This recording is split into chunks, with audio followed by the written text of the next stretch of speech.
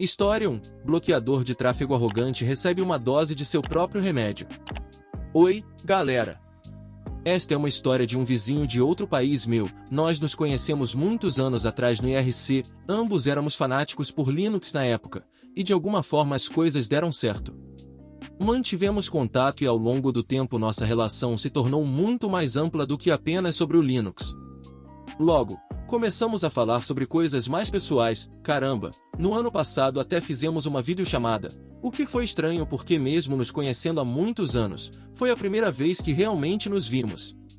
Meu amigo também descobriu o Reddit e queria que essa história fosse compartilhada, então me perguntou se eu estaria disposto a escrevê-la e eu pensei por que não. O ponto é, não tenho motivo para duvidar dessa história.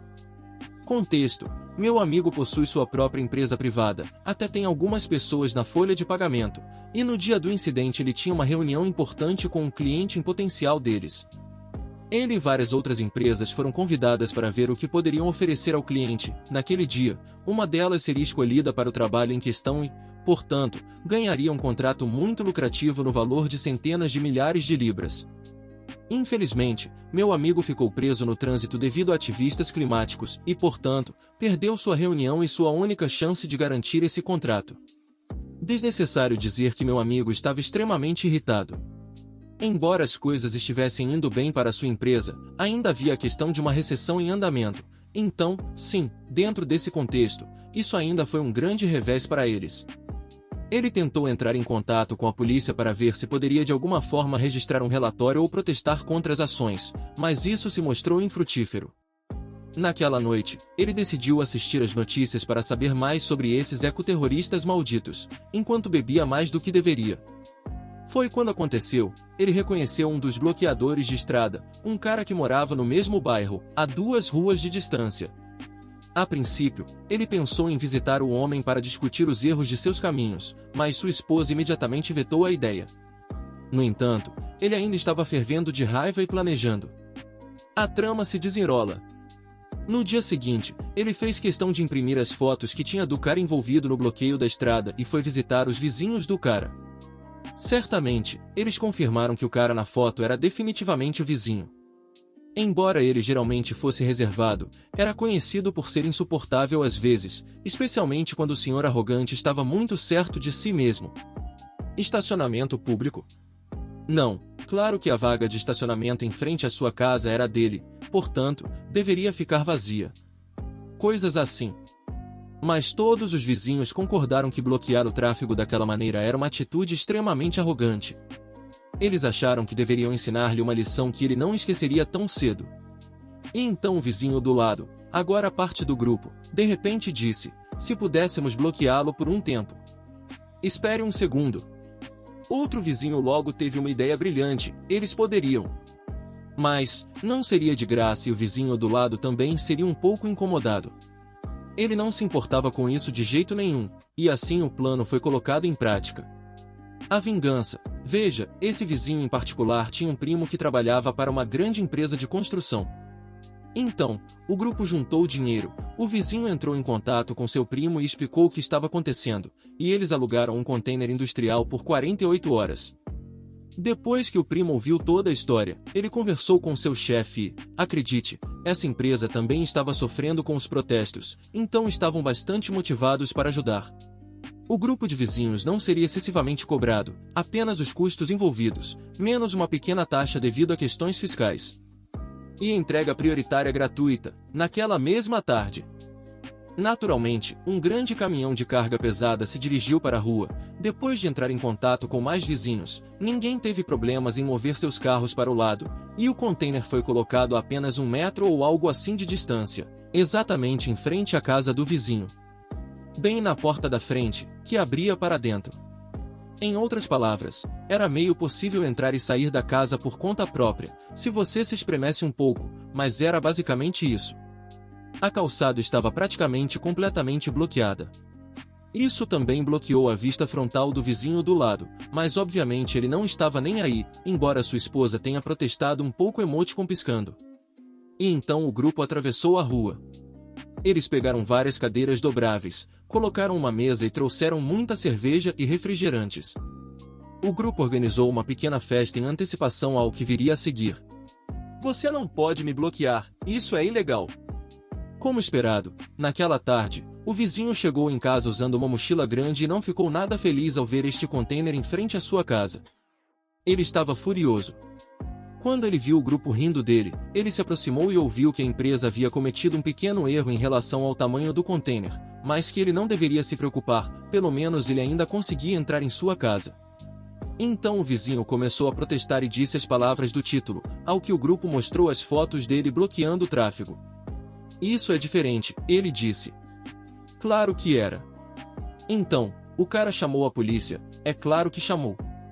Mas você sabe qual é o problema se você entra em contato com a polícia quase todas as semanas para reclamar de problemas que não existem, como um carro estacionado completamente legalmente em frente à sua casa em uma rua pública.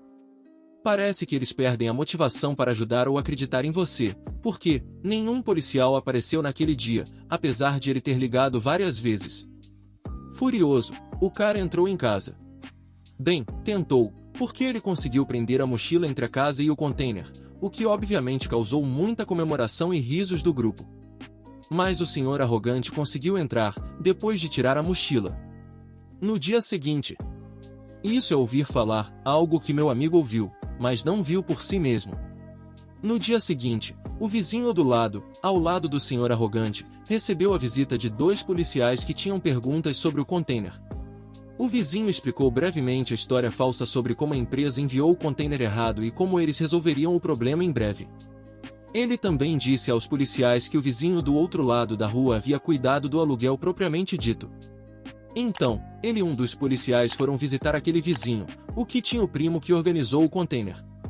Esse vizinho disse aos policiais que eles haviam alugado aquele container por 48 horas e mostrou a eles os documentos. No entanto, ele manteve os documentos oficiais junto com a foto do vizinho. Portanto, quando o policial olhou para o recibo, ele olhou para a foto e de repente reconheceu o vizinho com direito à atitude. Espere um segundo, esse não é o seu vizinho? Perguntou o policial, ao que eles assentiram. Então vocês bloquearam um bloqueador de tráfego? Perguntou o policial, rindo por um breve momento, mas logo se corrigindo. Só para esclarecer, vocês podem garantir que isso sumirá amanhã? Perguntou com voz firme, ao que ambos disseram que sim. Ok, isso serve por agora, mas não nos faça voltar, disse o policial e voltou para seu colega. Senhor arrogante, sabemos tudo o que precisamos aqui. Vamos voltar à delegacia para registrar um relatório sobre isso. Também entraremos em contato com a empresa a qual pertence este container e diremos a eles para removê-lo o mais rápido possível, disse o policial ao vizinho arrogante. Tenho certeza de que resolveremos tudo isso até amanhã.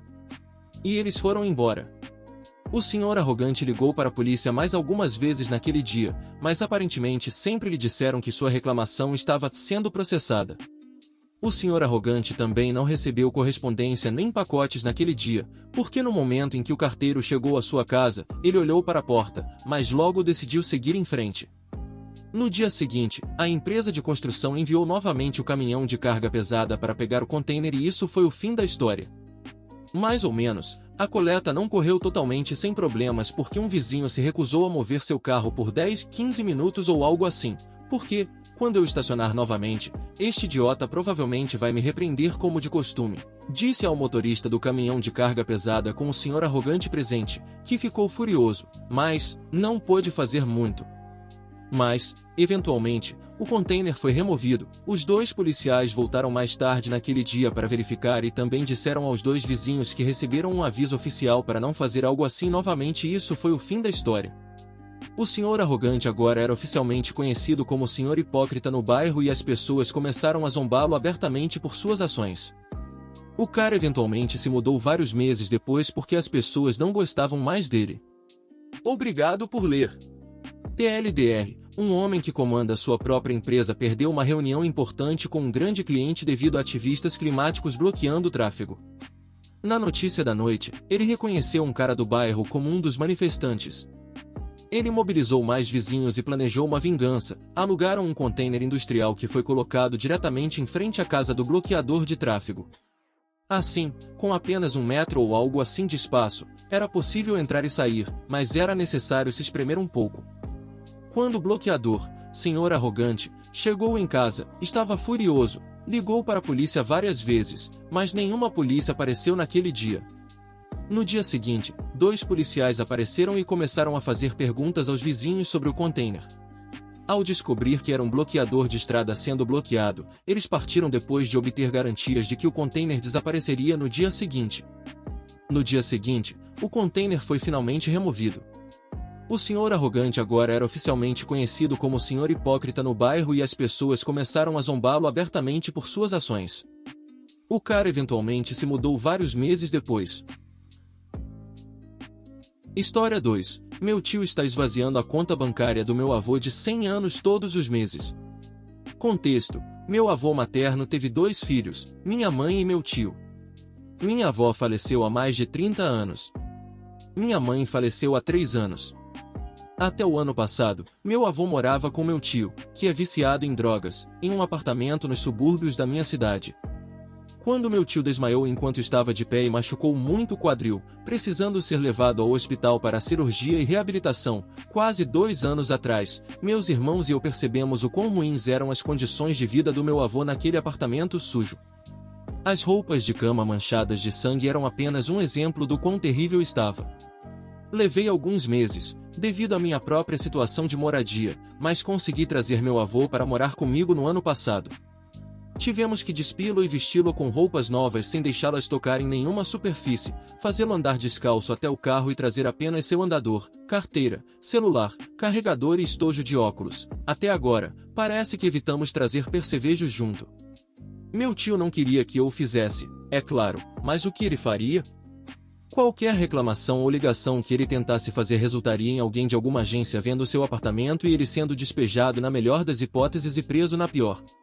História: meu tio entregou o cartão de débito do meu avô quando mudamos. Ele deve ter sabido que eu pediria um novo cartão para ele se não o fizesse. Eu tinha pego um extrato bancário do apartamento nas semanas que antecederam a mudança, então eu tinha o número da conta do meu avô. E meu avô sabe o próprio número de seguro social, graças a Deus. Ou eu não poderia recarregar as receitas dele por telefone. Então, com o consentimento e participação dele, configurei a operação bancária móvel para a conta dele no meu telefone para monitorar seu saldo e quando ele recebe os depósitos de seguridade social e pensão de guerra. A maioria das despesas envolve pagar por remédios online, pedidos do Instacart e $300 por mês para um cobrador de dívidas, porque é claro que ele simplesmente deu o cartão de crédito à minha mãe alguns anos antes dela literalmente se matar bebendo, e ninguém fez pagamentos por anos. Recebemos a carta sobre isso pouco tempo depois de eu ter atualizado o endereço dele. A dívida estava em seu nome, e eu não queria lidar com a dor de cabeça de eles continuarem atrás dele enquanto ele estava vivo ou depois que ele morresse, então configurei um plano de pagamento mensal online. Estará pago em mais 3 meses. Meu tio também havia deixado as contas médicas do meu avô sem pagamento por um tempo e, eventualmente, o inscreveu em um plano de pagamento mensal mínimo para isso, porque pagar tudo de uma vez teria significado menos dinheiro para meu tio na época. Eu paguei o saldo integral de uma só vez. Naturalmente, meu tio pegou todo o dinheiro dele quando ele morava com ele. No primeiro mês depois que o mudamos, meu tio tentou me dizer que meu avô ainda devia metade do aluguel todos os meses porque o nome dele estava no contrato de locação. Eu acreditei nele, mas liguei para o gerente no número listado no saguão deles e perguntei quando o contrato de locação terminaria e compartilhei a história de como tive que tirá-lo porque meu tio não conseguia mais cuidar dele. O gerente ficou confuso. O nome do meu avô não estava no contrato, apenas o de meu tio. Você não diz? Meu tio nunca respondeu ao meu texto zombando por uma mentira tão estúpida.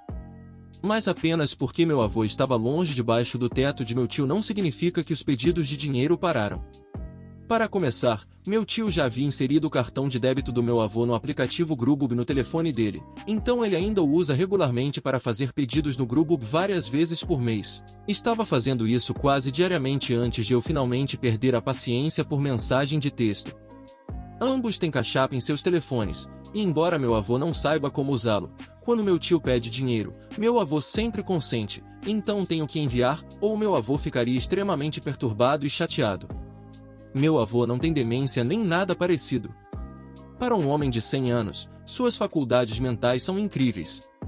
Ele não consegue se lembrar que dia é e fará a mesma pergunta 3 vezes em 1 minuto, mas ele reconhece todo mundo, Consegue ler e assistir TV e compreender tudo, dizer o que precisa e, exceto por alguma repetição, manter conversas completamente normais. Mas ele sempre foi uma presa fácil quando minha mãe e meu tio pediam dinheiro. Ele é literalmente incapaz de dizer não. E se eu simplesmente recusasse deixá-lo fazer isso ou se recusasse deixá-lo falar com meu tio, bloqueasse o número dele ou algo assim, isso só o deixaria perturbado. Portanto, meu tio continua pedindo dinheiro diariamente a partir da metade de todos os meses, e sempre recebe. Esta noite, ele concordou em dar $56 para o meu tio. Pena que é o final do mês, e ele está sem dinheiro. E eu também, eu realmente estou, eu sou pago em 2 dias. Não contei ao meu avô que ele está sem dinheiro porque ele não entenderia por que entraria em pânico, mas expliquei todas as despesas que ele teve este mês e enviei os valores por mensagem de texto ao meu tio para provar que ele está sem dinheiro e que não é porque estou tirando dinheiro dele. Entre o grupo e os constantes pedidos de dinheiro, meu tio tirou $789,34 só este mês do pai de 100 anos que ele quase negligenciou até a morte. Eu tirei $35 para 2 corridas de Uber para que eu pudesse chegar em casa mais rápido e fazer o jantar em 2 dias. Meu avô me disse: meu dinheiro é seu dinheiro para usar como eu quiser, porque eu cuido dele. Eu nunca faria isso. Mas ocasionalmente uso para corridas de Uber para casa apenas se eu estiver indo para casa para fazer tarefas ou fazer o jantar, nunca para algo divertido. E qual foi a resposta do meu tio? Eu nunca deveria ter configurado um plano de pagamento para a dívida daquele cartão de crédito não pago. Eles nunca iriam atrás de um homem de 100 anos. Sim, esse é o problema. Eu disse a ele para resolver isso com eles ou com minha mãe, e ele não respondeu. Nunca pague nenhuma dívida é a filosofia de vida do meu tio. Quando uma conta de luz chegou quando ele estava no hospital, ele me disse para apenas enviar $50 para que eles não desliguem as luzes. Eu paguei o saldo inteiro de mais de $200 com o cartão do meu avô porque não confiei que funcionaria dessa forma. E o pensamento de meu avô ficar sozinho no apartamento quando a energia fosse cortada me incomodava mais do que ele ter menos dinheiro na conta para meu tio pegar. Compartilhei os números com minhas irmãs e meu pai. Eles concordam que é inaceitável, mas também não têm ideia de como parar isso, porque meu avô simplesmente não dirá não, e a única alternativa é perturbá-lo recusando-se a deixá-lo continuar dando dinheiro. Isso valeria a pena? Seria seguro para sua saúde? Não temos medo de que nosso tio chame a polícia ou alguém envolvido. Mais uma vez, envolver qualquer pessoa de fora em seus negócios é um risco que ele não pode correr, não importa o que, mas sim do efeito que isso teria sobre meu avô. Atualmente, nos damos muito bem. Se ele começar a me ver como inimigo ou a me atacar, nossa situação de moradia seria um desastre. Parece que essa é a única maneira de impedir que seu filho o esvazie. E apesar da nossa raiva por seu filho usá-lo dessa maneira para financiar seu vício, ninguém está sugerindo que arrisquemos isso. E as pessoas dizem que seus filhos cuidarão de você na velhice. Ah! Curtiu o vídeo? Não se esqueça de deixar um gostei, se inscrever no canal e ativar o sininho para não perder nenhum dos nossos conteúdos. Até a próxima!